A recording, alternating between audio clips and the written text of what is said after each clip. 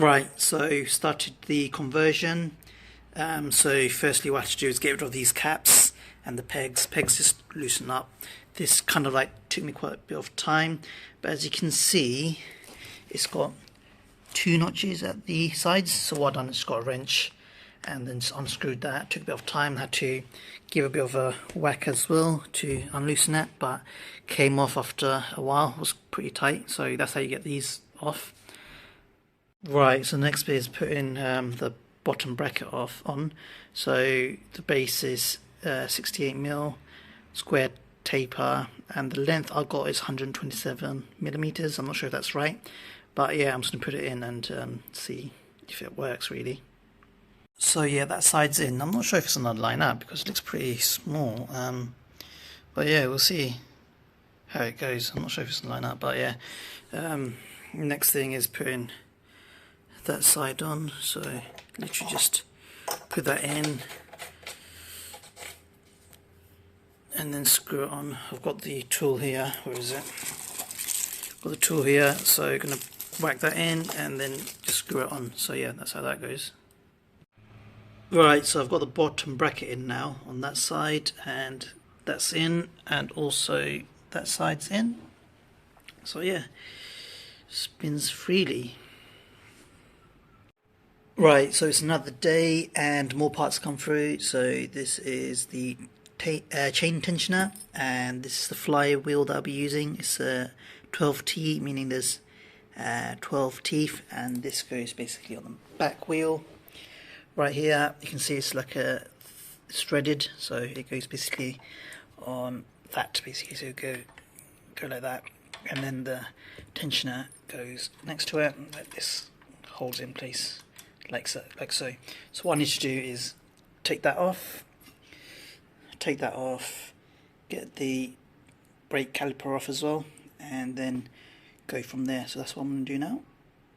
Right, so I've got the bolt off on that side, I've got the bolt off on that side, and I've got the brake disc off. I just realised to get the wheel out, I need to take this kickstand off as well because it's holding it in place and I can't get the wheel off completely, so I'm just going to do that, take that off as well.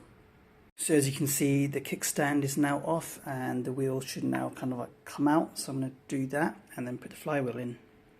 Right, so as you can see, the flywheel's now in, kind of like put it in and threaded it in, and it's nice and tightened it now. Just need to put it all back together again.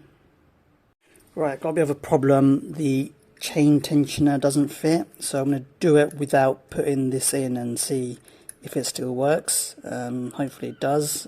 If not, then need to find something a little bit bigger in the inner hole that fits on this axle. So yeah, just gonna not use this and see if that works.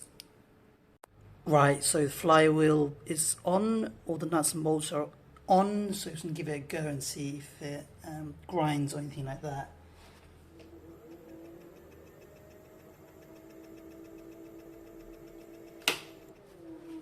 I think the tracking is a little bit out, so I need to sort that out, but I'll probably do that at a later stage.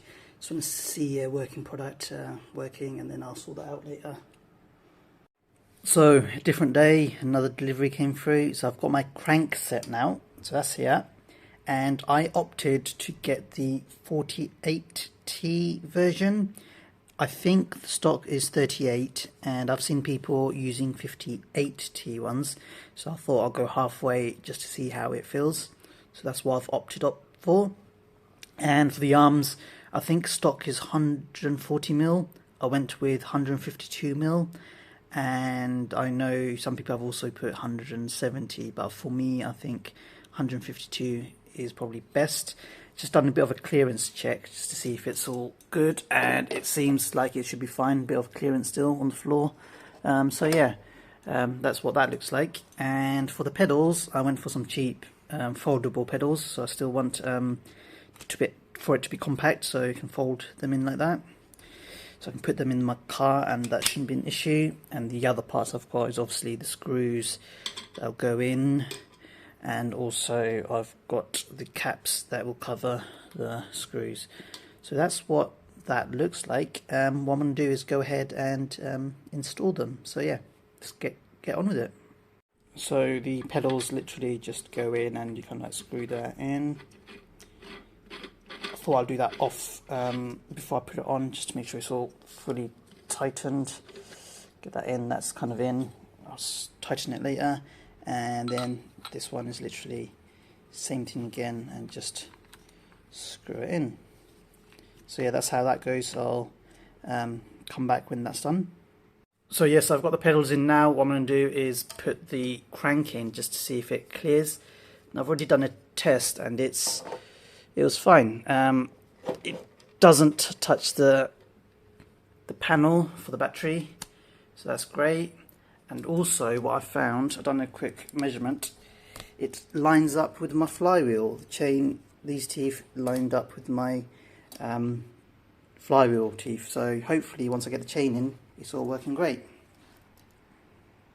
Right, so both ends are now in, and as you can see, there is a little bit of clearance, a little bit low, so I have to be mindful of going over bumps. Make sure that I'm in the 3 and the 9 position when going over bumps, just to not hit the pavements or bumps, etc., because it goes quite low. It's about that much clearance. So yeah, I'm happy with it at the moment. I just need to put the chain on and see how that goes.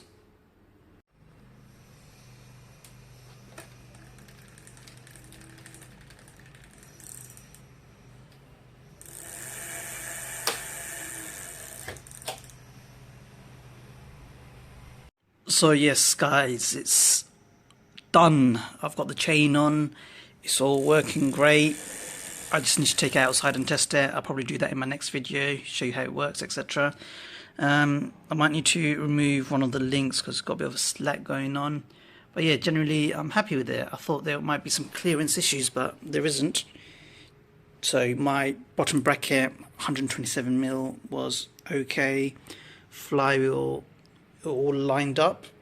But yeah, the main thing is to test it on the roads and see how that goes. So yeah, all working good.